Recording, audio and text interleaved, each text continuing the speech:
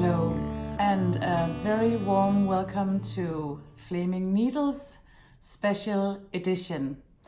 This episode is going to be in English because I'm going to be right now very shortly talking about a book project, and then we are going to talk to the wonderful, amazing women who made this project come to life. It's an international project, and we hope that the book will have international reach. So if what I'm about to say and what the beautiful women are about to say has any resonance with you, please share, like, comment, do anything you can to make awareness about this project. So let me I don't quite know where to look yet. My name is Hanne, and I'm coming to you from Aarhus in Denmark, where I live with my husband Just and our 3 children, Asger, Marie and Kille. I have a knitting podcast here on YouTube called Flaming Needles, Flammende Pinde in Danish, and most of my episodes are in Danish, but I do occasionally do an English podcast if you would like to check me out. But I'm definitely not the main character today.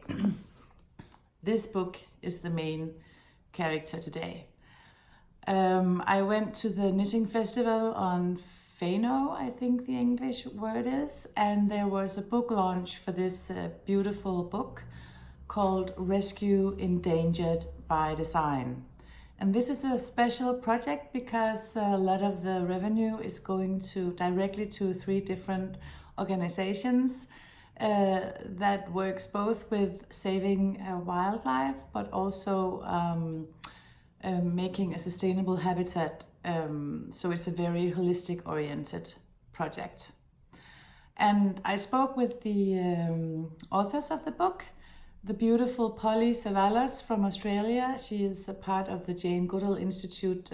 She's a board member in the Jane Goodall Institute, and she's been the expert on the animal side in this project. And then we have the 2 Danish designers, Lisa Renner and Charlotte K, and they're going to tell you about the design process and the possibilities and the limitations that the designers in the book had.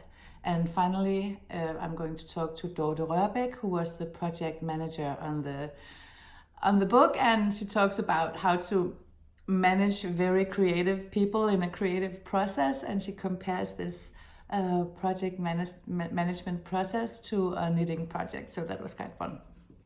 And the whole thing is filmed on Fano on the knitting festival, and we were in the lunchroom, break room for all the, what do you call that? I'm sorry for my English. For all the,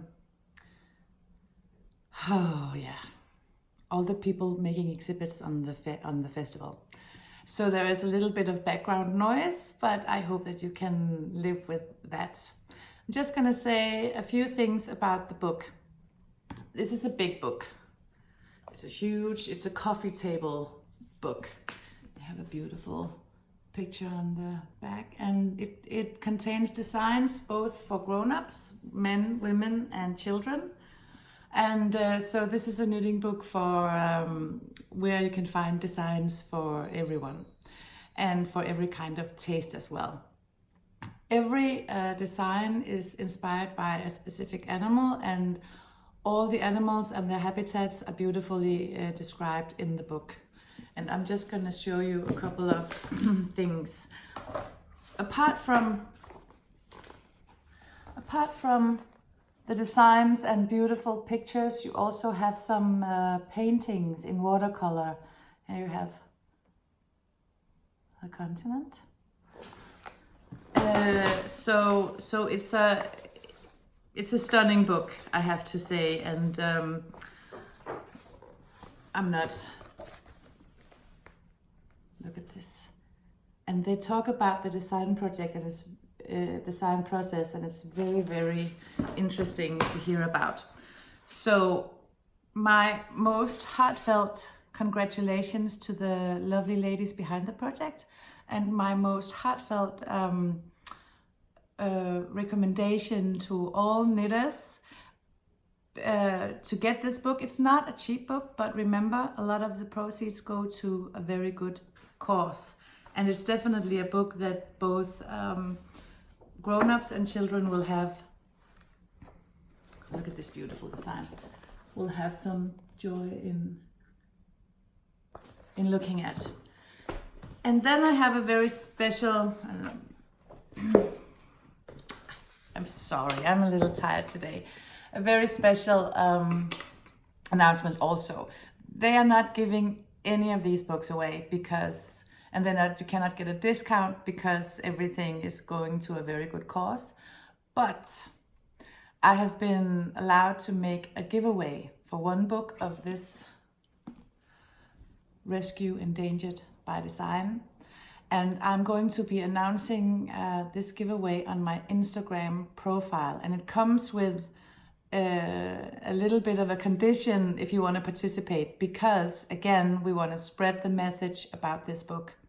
So you have to do a little bit of work, just a little bit of work to participate in the giveaway, but I think it'll be okay. And the giveaway will be announced on my Instagram profile, and I will pick a winner out via random number generator on October the 10th of this year, 2019. So if you are watching this podcast at a later date than that, I'm sorry you can't participate. But I hope you will enjoy the interviews with the ladies anyway. So I'm just going to show you, this is not going to be any kind of commercial. So I'm just going to, oh dear God, such a close. I'm just going to show you my contact information and my Instagram. Let me just make sure. Yes, my Instagram is @Hanne, and you can see it right here. So if you want to look out for the giveaway, please check me out on Instagram, where I will be announcing it very shortly if it's not already up when you're watching. Thank you very much for listening to me. Now we have to go to the lovely island of Fano and to Polly Cevalles, Dorte Rørbæk, Lisa Renner, and Charlotte K. Thank you so much for making a highlight for my festival with your participation in this special edition of Flaming Needles. Thank you. So this is me having a little fangirl moment with all the lovely ladies from the Red Book right behind me. And I'm going to turn around and look at the right spot. Charlotte just taught me that. And I'm going to talk to the ladies about the beautiful Red Book now. Rolling. Hello, Polly. Hello. Can you tell me a little bit about who you are? Absolutely. My name is Polly Cevalles. I live in Australia, and I was lucky enough to visit my friend Dorte in Denmark, and we went to Lisa's shop, and this is how the whole idea started for the Red Book. Okay, wonderful. Just tell me, are you a knitting designer in your other life? No, I'm the animal person in this book. So I inspired the endangered animals tack for this book. So we chose 17 different endangered animals, and we used the IUCN Red List. And they are the scientists all over the world that look after and ensure that we take care of these animals that are becoming extinct. Okay, so you went to Denmark and visited Dorte, who's right behind you. Did you have the idea for the project before, or what happened when you know came how to things Denmark? Yeah, you know how things happen, or they're meant to happen sometimes. Lisa was thinking of doing an animal book, and we talked about it, and I said, why don't we move into endangered animals and try and help them? So every sale of the book, $10 goes back into animal conservation. So by buying the book, you're also helping the animals. But because we feature all the animals in the book, you get the stories, the unique stories about every animal, and the hope comes through, which what you can do to help them. And we support all these different conservation agencies that are there to help the animals. So talk a little bit about the selection process for the animals in the book? Yeah, please? thank you. Thank you for asking that question, because I always forget, because there's so much happening. We chose 17 animals because we wanted to make it a global book. So we chose 2 from each continent, at least. Some of them have a few more, some have a little bit less. So, for example, the green turtle highlights South America, but really they are found all over the world.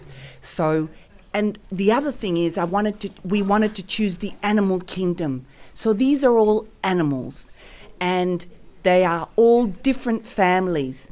So it's reptiles, it's not only mammals, which is what people normally go for. So we've also got a beetle that lives in Europe that is endangered because of the tourism. People want to go skiing, so it's ruining their habitat. So we're trying to highlight different animals. The viper, which most people think snakes are from Asia or Africa or scary countries, but they're actually also found in Europe. And this viper is called the Greek meadow viper, and it is poisonous. And the unique feature about this animal is that it decides how much poison to put in, because it sees its prey and it knows how much poison to put in when it bites, if it has any poison at all. So how clever is that? But does it have enough poison to kill an elephant, or is it? Well, this is in layman terms. Yeah, what we call it. there are no elephants in Europe left. Oh, that's there right. used to be, but no, animal it can hurt humans. So yes, some of the people that live in Greece are very scared of these animals, but no, it is more adjusted to its prey, because that's evolution it's all about. So they've got the poison for their prey only, not for the bigger animals. So that's clever. Yeah. So the point is, you have from all continents, All continents. and you have both. Oh my God, my English is going to be a little limited now. Animals who give birth to baby animals and animals who lay eggs. Or Good. Yes. Very good. So I'll give you an example. all kinds of Australia is known for its marsupials, which means pouch. So most marsupials have a pouch where the animals grow. We chose the numbat. The numbat is very, very special. It doesn't have a pouch, but it's still a marsupial. Now everyone goes, oh, that's crazy. But no, that's the way it is. Most marsupials come from Australia, and it's become known for that. So they hang on to the hair of their mother and the teat. And they have a really, really long tongue because they love eating ants. Oh, that's very nice. Yeah. So the book brings awareness both to endangered species, but also to the, I'm a layman's person, obviously, and I think about endangered species as in faraway countries, but they bring awareness to all kinds of, also beetles. Correct. And that's the point, because we have a major effect on all the animals, and we are all interconnected. We all rely on each other. If you get rid of one species, it has the domino effect, and it'll affect all of them. So that's what the habitat's all about. So we are all about saving the habitats now. Okay, that's very nice. Yeah. And I would like to ask you about the things that you support with the book. Sure. Thank you. Yeah. Because this is not just one organization you can support if you support beetles in Europe. No. So the sale of the book will support 3 organisations that we all chose. So the first one is the Jane Goodall Institute, which I am a board member of. The Jane Goodall Institute. Heard about her. Yeah. She would love to come to Denmark. So She should. anybody that's interested in starting a chapter here, please come and see me. Okay, very nice. So we will help chimps, but while helping chimps, we help the communities and the habitat. So we are a very holistic organisation. The other organisations that we have chosen is Wild Aid. We have species that are being trafficked to extinction. So that's why we're supporting Wild Aid. And this is a global issue. And the other one is Oceania. They deal with all the animals in the ocean. but they are also looking at sustainable fishing, and that's one of the reasons why we chose the tuna. The tuna is becoming extinct because of the sashimi market. Oh, okay. Yeah, and most people don't know that. No, we Yeah. don't know that. Yeah. But your book will raise awareness about Absolutely, that. absolutely. So, because this is a global initiative, you can say, will the book be on a global scale too? Will it come in all kinds of languages? And Well, this daughter I should talk to about this one? we have chosen the global language, which is English. Yes. So English is spoken in most countries, and that's how we're going to keep it. However, for the Danish people, the patterns will be available in Danish. Oh, the that's very the knitting nice. patterns. That's very nice. So yeah. And one final question for you. All these beautiful stories you've just been telling us, can we read about each and every animal in the book? Absolutely. And the good stories about ants and tongues and titties? Everything Sorry. that I have just shared is in the book. Everything you have shared is and in then the you book. can share the stories with your children, with your friends, and we will raise awareness about animals, and then people will have an interest and enrich their lives through the stories.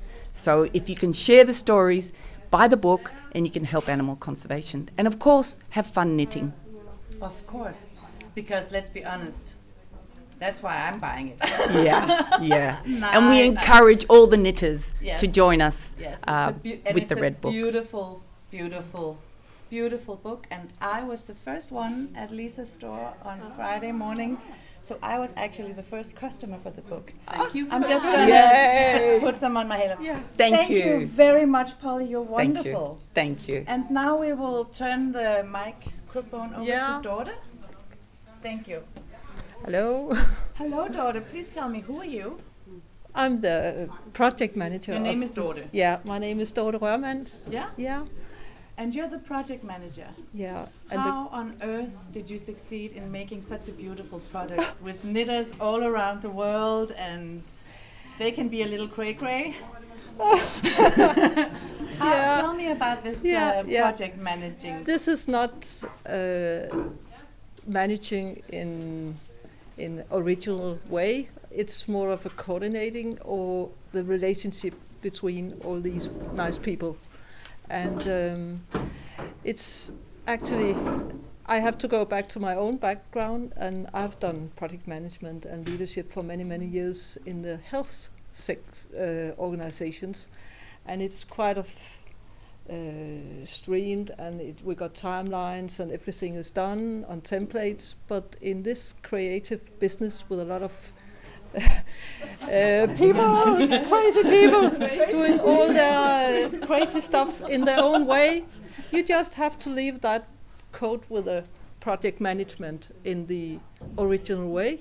Okay. And just let it go, and let go of all the spreadsheets and whatever you're used So to. you let go of the spreadsheets. Actually, I did them, but then no one would pay attention because they were so busy in the knitting and everything else. And that's fair enough. It just have to be rearranged all the time. But what matters was that this whole idea about the project was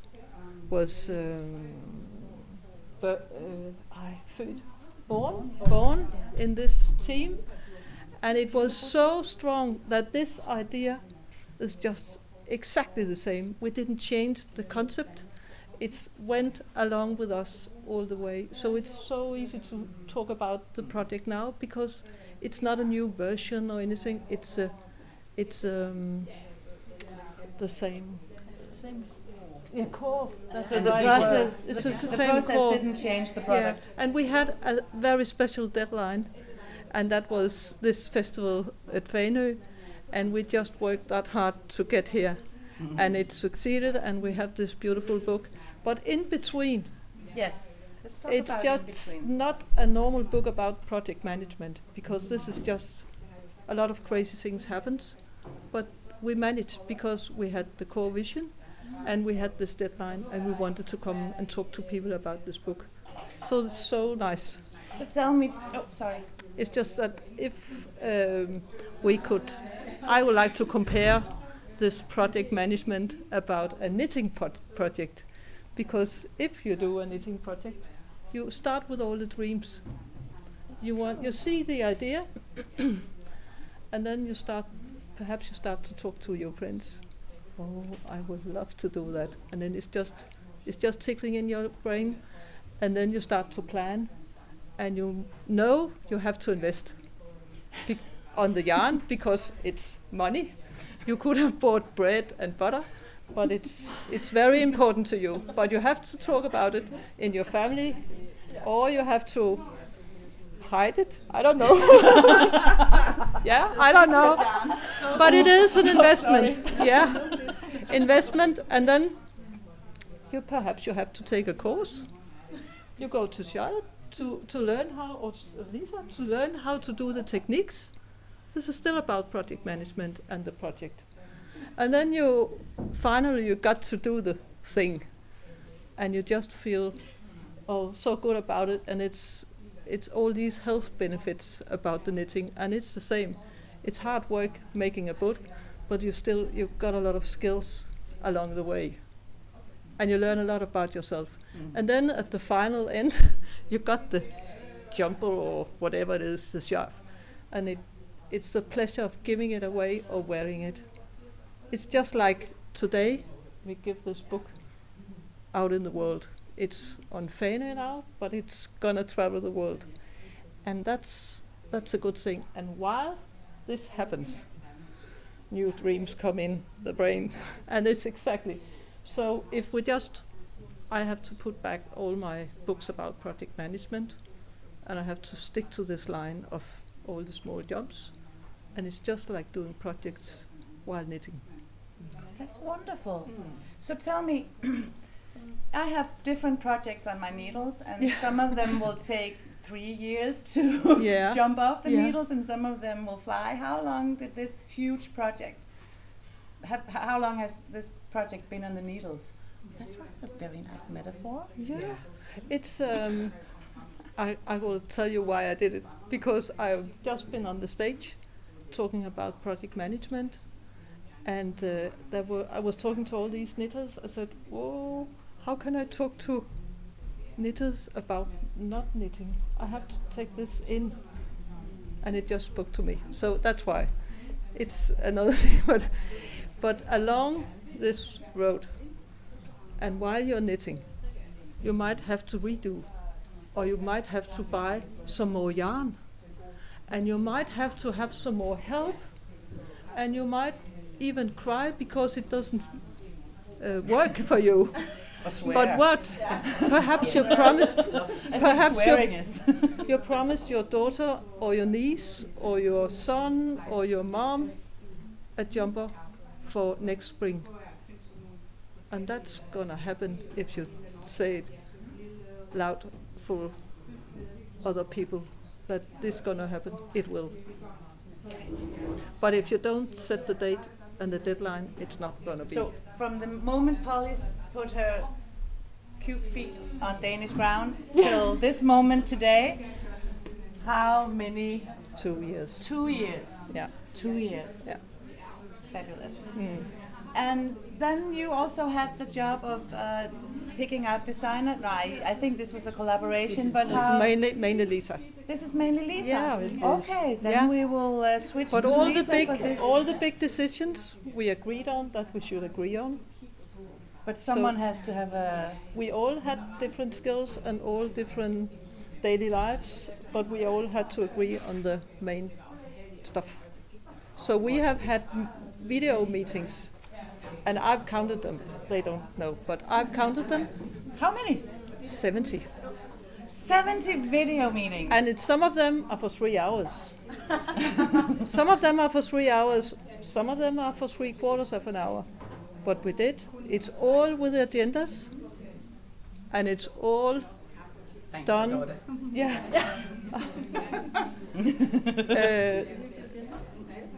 Yes, we did. Did you read them all the time? And then we have to remember that when Polly is early up in the morning, we are late nights. So we always have to coordinate about the time difference. And that reminds us about the whole world.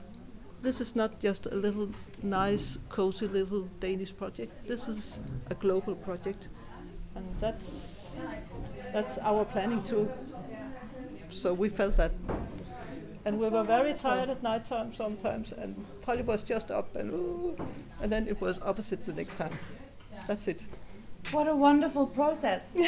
And now we're going to talk about the designers. Let's begin with Charlotte asking me if I have remembered to put on the red button. Did you? Push the red. Did you push the red button? I pushed Did you? the red button. It's very important. It's right above your thumb. Yeah. And now you can definitely sense that I have the crazy creative design people Definitely. on the, not the project manager anymore. No. We don't read spreadsheets. So for anyone who doesn't know, agendas. I have the beautiful blonde Lisa Renner on the right side, and I have the beautiful brunette Charlotte K. on the left side, and they are knocking about the technique. Oh my God! And so you're the creative, you're the troublemakers on the project. We are. Yes, we have to say that.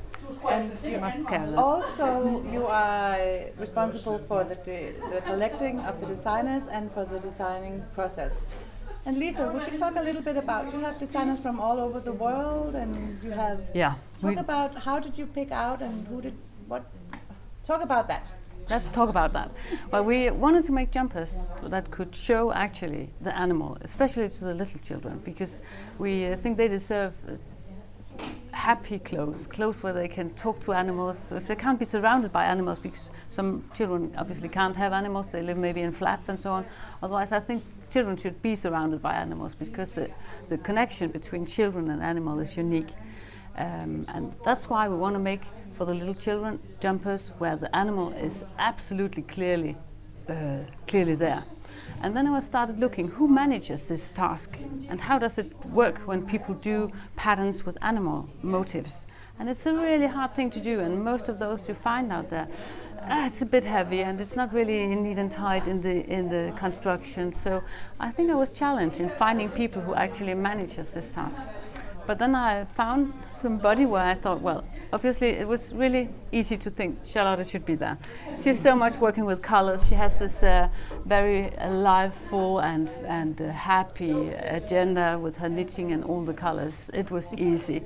And then I met also some other people where I could see, well, they've not done much with animal, but what they've done is really great.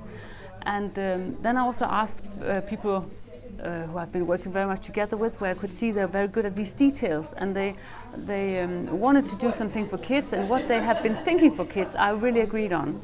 So there I was asking Mia Andresen, who I think is a designer who manages these little details so nicely. And she wanted to do, when we spoke about it, she was all in, and she wanted to do jumpers where the child will become an animal, where the shoulders will become the ears, and the tummy will become the face, and then the little child could go around being a rhino. So that was her ambitions in it. And then I thought I should ask Bruno Kleist, because he's working in fashion, in menswear, and he's done lots of knitting there. But it's industrial, and still he manages to do these fine and little details, which I'm very, very fond of. And he has been working with an animal aspect in some of his collections. So I thought that would be great. Also because all that I've mentioned now, Charlotte, Mia Andresen and Bruno Kleist, they all just become parents. So that's also a very good way. You used emotional blackmail a little bit. I did. Yes. And it had some backlash, because that meant, as they were just parents to little children, they were really, really fussy about not using wool that was scratching. It should be utterly soft.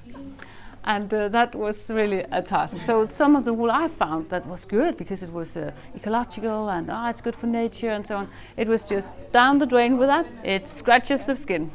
Yes, and it's hard to wash. Yeah. We wanted it to be easy for the parents, so that the yarn was easy to wash. Yeah. Could be or not wash it at all, because it's waste of energy and water and. But so the main, overall, everyone was excited about this project when you asked them. Yeah, and I must also mention Emilie Dam, who was the one that had done some little things with the animals. She's a design student, so she's also young, which was also a qualification here, because we wanted to make clothes for young people. And she had this connection to people all over the world, because she's been studying all over the world. So that was also a really great opportunity. And then I must also mention Laura Locher, because she's had She's having a tremendous playful attitude in her designs, and she's worked a lot with children and design and with costumes, so I knew she would be the one to go crazy. And she didn't disappoint us there. Oh, that's nice. Yeah. And so the designer, maybe Charlotte, you could play in a little bit on this one. You got a picture. Did you choose your own animal, Yes. or did you get a picture? Lisa from supported us with a list. I was not the first to choose, but it's okay because there was some of the animals left that I was very, very fond about. The orange-bellied parrot was one of. It was a must-have for me. If it has been taken, I was going to rest arms with someone for it because you it's would very, have done that. it's very colorful and very lovely. And then there was the three-toed sloth, and it's a very slow animal, and it is brown, so I think I was going to pick this animal because it was a huge Yeah, it was a challenge for me, yeah. because I'm a very colorful designer, so I was, how am I going to make this design? Are we going to? Yes, I'm not talking down to her boob. You could. I could. Yes. Suddenly we're making a whole different. Yeah, There's a totally different. it's very loose on the thread. I'm sorry about the camera right now, but this is sort of an internal one. Yes. So Yeah. you got to choose, and then you got some pictures, and what did you Yes, Lisa sent some pictures of the animals, and Polly sent a story about the animals. We also had And- this video meeting where Yes, a Polly, video meeting where Polly was talked about talking. Yes, the animals. As yes, that was the meeting farming. where Mia and we couldn't join for so long because we were going to breastfeed. Oh, okay. I remember that. Yeah, Yeah, that's but it was very nice. And as Polly was speaking, the designs kind of took form because, she is so lively and very, very good to express the animals. So that made the designs very easy, I think. So it was really a tight collaboration. We sensed that with daughters, but a tight collaboration between the animal expert and the knitting experts. Yeah, and then we had a meeting at Lisa. Lisa invited us all to come and visit her, and we were talking about the yarn, and we have also had some yarn shipped. Lisa had made a lot of swatches. We shouldn't swatch anything ourselves to get the feel of the yarn. So we had a lot of swatches to choose from, and is this having the feel we want? Or then we had to choose the color. Lisa and daughter and Polly. You were also very good at inspiring each other at this meeting. It was really a great meeting. Yes, I would say the meetings are some of the parts that I will never forget because many of us is already very close friends now, and we have never met before. So that's a nice side effect of a collaboration, I think. Yes, because many says, "Oh, you make a knitting book, so you must be working for ourselves only," but we're not. We're working together. Of course. Yeah. So. Of course, yeah. that's so wonderful. Mm? So let's just round up the. Let's just wrap it. make sort We of wrap a it. little We wrap bow it, on yeah. the design process. So a picture, a Yes. story, and a lot of expertise from Polly, and then Yeah. you could just We go went crazy. with your own stuff. No. We were going to make some sketches, and then we had a new meeting where we were talking. Thank you. And then we were talking again and making small adjustment because people come in and, oh, you could do this or you could do that, because some of the designs were on the, how do you say, it was working from the beginning, but some of the designs we were thinking, does this work or not? And then we just help each other to find good solutions for the designs. Oh, that's very nice. Hmm? And I've been looking I haven't been reading the book. I've been looking in the book. It's also very variated. Yeah. The designs. It's Yes. not, you can't say, oh, No. this is all animals. It's No, very no. different the way you interpret the animals. Yeah. And still we had some limitations to get a line in the book. There was a limitation on colors. Yes. Okay. There was no green, I have to say, and my parrot is very green. Yeah. Why did you have limitations on the colors? That's very interesting. Oh, We made a color scale for the book to give it a characteristic that was the characteristic of the book and not the characteristic of Charlotte or me. No. Or Bruno. And there were some struggles there. People were a bit not too happy. No. But we made a color We scale. made it work. You Yeah. did. We made a color scale to get a line through the book, and we also had some decisions about which pattern to use. We didn't want to use whole patterns with lace patterns. Lace patterns. We didn't want to use cable knitting. No, and we didn't want.